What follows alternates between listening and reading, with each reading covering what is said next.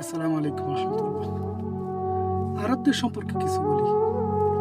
অনেকে আরবদেরকে অন্ধ অনুসরণ করে, অথচ আরবরা ইউরোপ আমেরিকাকে অন্ধ অনুসরণ করে।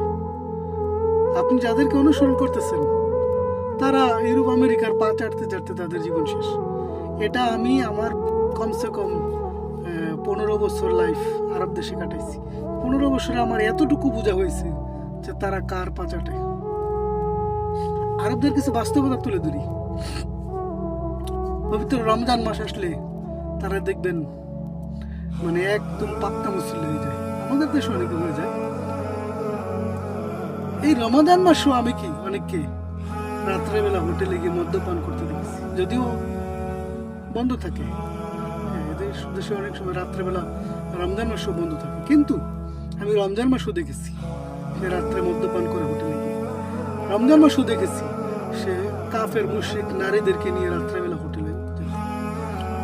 দ্বিতীয়ত, কিছুক্ষণ আগে আমার সামনে দিয়ে একটা লোক এক্সারসাইজ করতে করতে যাচ্ছিল। সে আরব, কোন দেশের ওটা আমি শিওর না, হয়তো ফিলিস্তিন হতে পারে, মিশরীয় হতে পারে, সিরিয়া হতে পারে, লেবনান হতে পারে।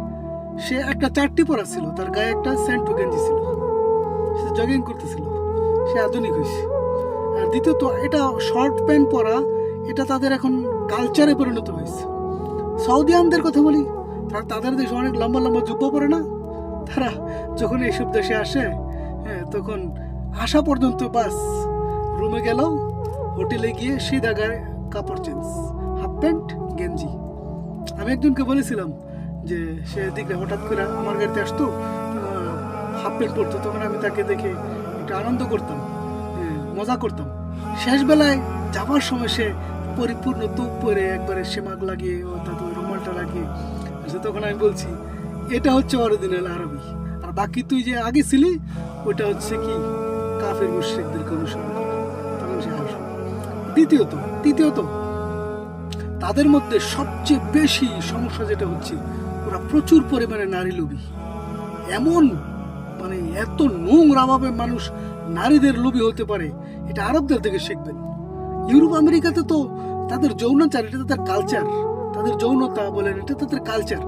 আরব দেশের মধ্যে এটা কালচার না থাকার কারণে এটা যখন ওপেন হয়ে গেছে, তখন তারা এটাতে এমনভাবে আসক্ত হয়েছে যখন কুকুর শিয়ালকেও তারা হার মেনে গেছে।